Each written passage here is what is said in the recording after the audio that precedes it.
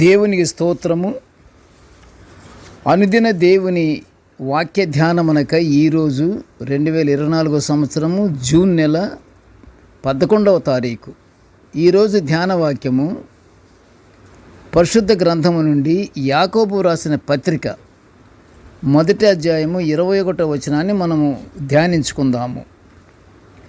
సమస్త కల్మషమును విర్రవీగుచున్న దుష్టత్వమును మాని లోపల నాటబడి మీ ఆత్మలను రక్షించుటకు శక్తిగల వాక్యమును సాత్వికముతో అంగీకరించుడి.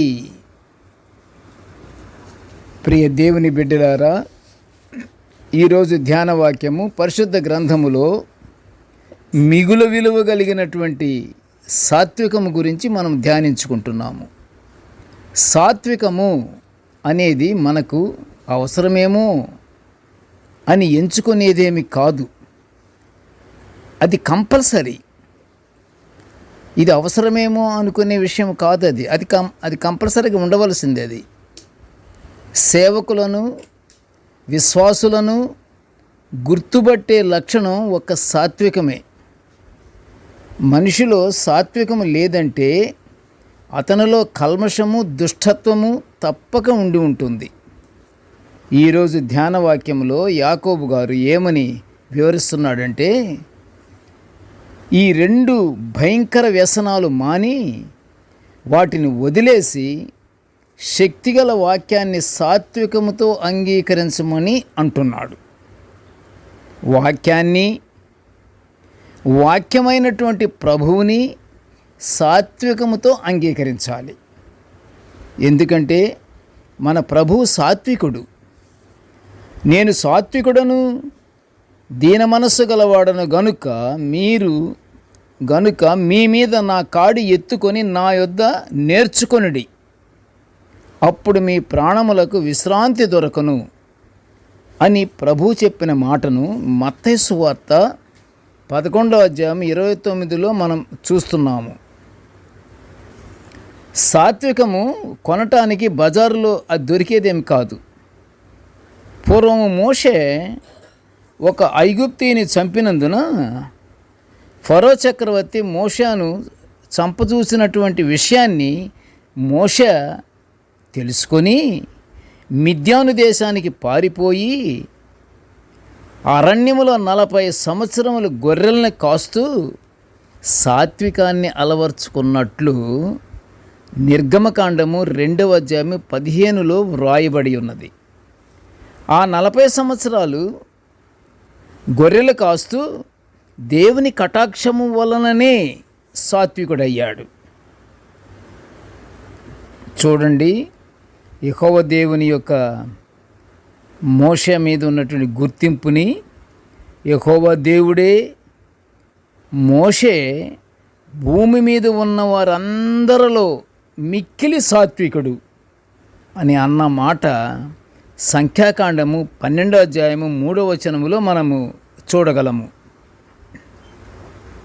ఆనాడు మోషే దేవుని మార్గమందు నడిచినవాడు గనుక అతను సాత్వికత్వము అతనికి అబ్బింది.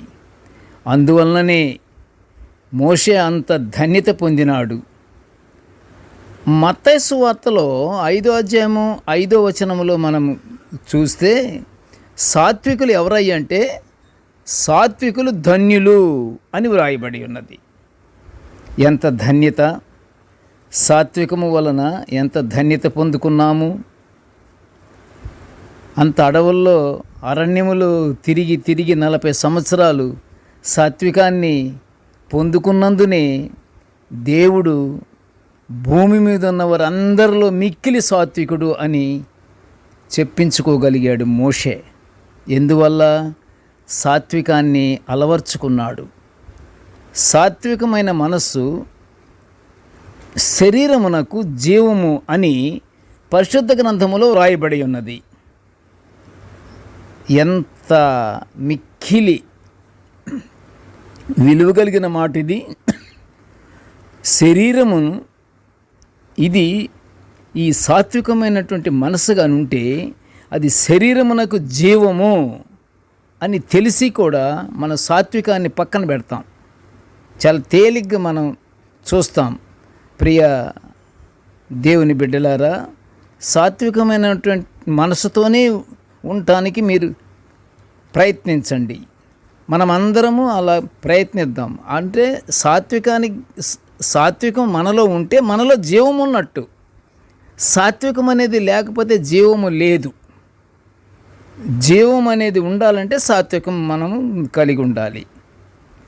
గనుక ప్రియ దేవుని బిడ్డలారా, మనమందరము ఒకరికొకరము ప్రేమ వినయము కలిగి గాని ఉంటే ప్రభువుకు మాదిరిగా మనము సాత్విక గుణము కలిగి దేవుని ఆశీర్వాదాలు పొందుకుంటాము. ప్రార్థన చేసుకుందాం. కృపగల తండ్రి, జీవం గల నాయన, నీ పాదములకు స్తోత్రములు. తండ్రి, నీ దివ్యమైనటువంటి వాక్యాలను ప్రతిరోజు తండ్రి ఇలా ధ్యానించుకునే ఈ గొప్ప భాగ్యాన్ని మాకు అనుగ్రహించినందుకు నీకు ఘనమైన స్తోత్రములు తండ్రి. నాయన, నేటి ధ్యాన వాక్యమును వినుచున్న ప్రతి బిడ్డను ఆశీర్వదించయ్యా. దేవా, మాలో ఏమైనా కల్మషాలు కానీ దుష్టత్వము కానీ ఉంటే తండ్రి వాటిని తీసివేయ్యా. మా మనసులను, మా యొక్క హృదయాలను తండ్రి నీ స్వాధీనములో ఉంచుకొని తండ్రి మేము సాత్వికముతో నీ వాక్యాన్ని విని మేము అంగీకరించి నీకు బిడ్డలముగా ఉండులాగన మమ్మలను దీవించమని తండ్రి ఈ మనవులన్నీ యేసయ్య పుణ్య నామమున వినయముగా వేడుకొనుచుంటున్నాము తండ్రి. ఆమెన్. దేవుడు మనలందరినీ బహుగా దీవించుగాక. ఆమెన్.